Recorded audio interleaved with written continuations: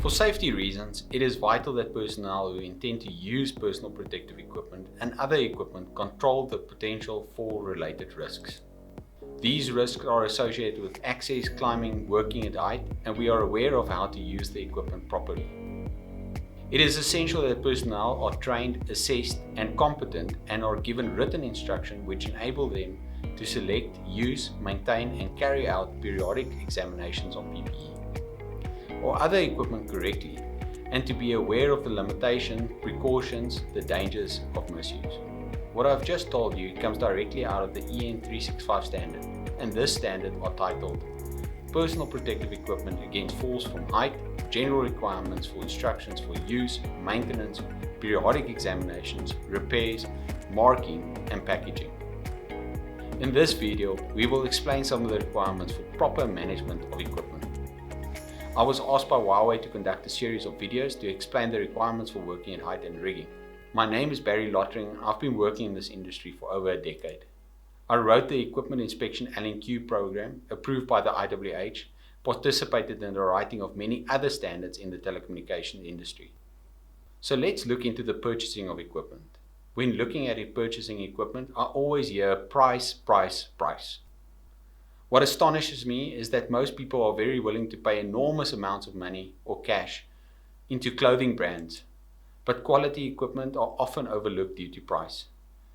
If the object was to reduce cost, then we might as well make equipment ourselves. Price does matter, but it is important to find a balance between cost and quality, especially as our lives depend on the integrity of the equipment we buy.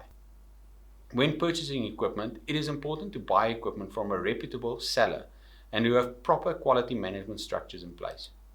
When purchasing equipment, ensure that equipment are EN and CE certified.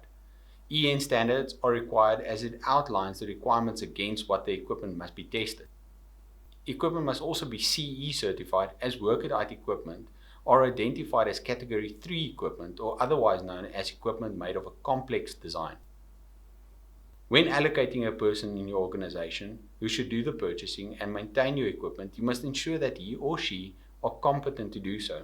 Competence are a requirement of EN 365, ISO 22846, and is also a requirement from all manufacturers. As part of your maintenance procedures, equipment must be visually inspected every 6 months. Yes, it is true that all work at height PPE must be visually inspected, but competence are needed as function testing must also be done. The inspector must be appointed in writing by the Fall Protection Plan developer, as the responsibility of the maintenance sits with this person.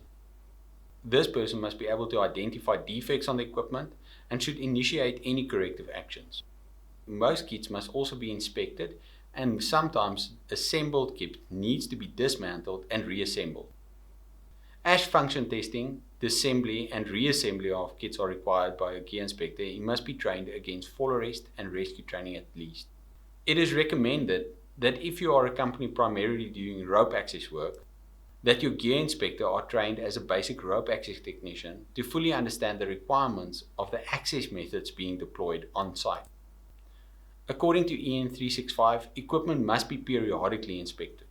According to ISO 22846, which was adopted by our RATA and the IWH, equipment must be inspected every 6 months.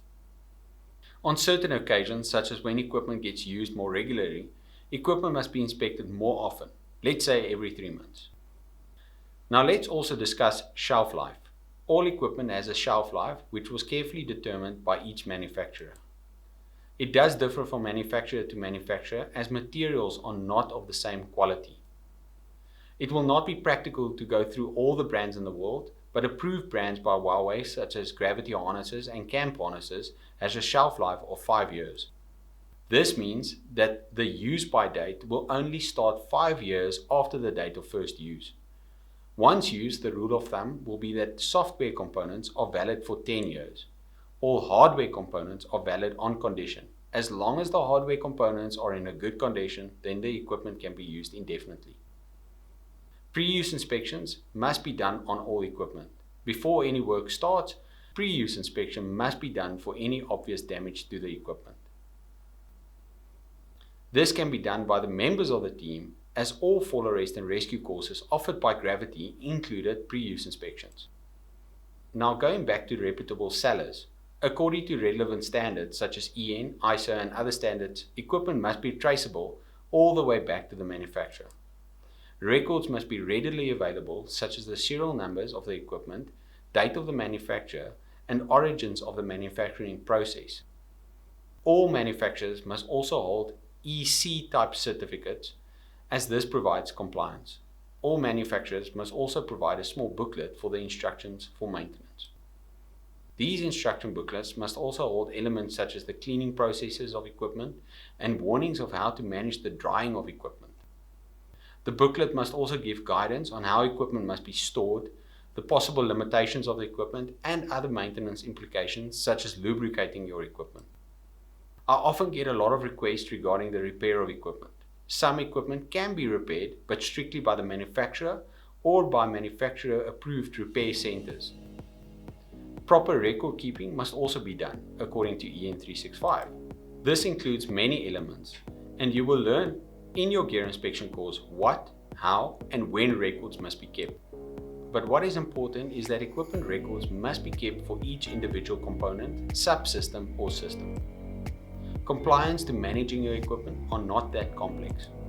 If you understand the minimum requirements for the compliance and you systemize your inspection and purchasing, then you should be fine.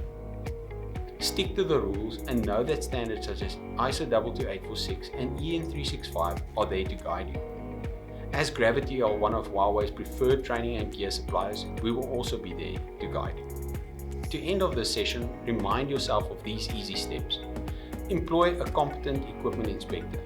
Do regular inspections. And most of all, keep the riggers accountable for damaged equipment and find a reputable seller. I want to thank Huawei again for sponsoring this video, and I hope the information shared will help you make some crucial changes to your organization.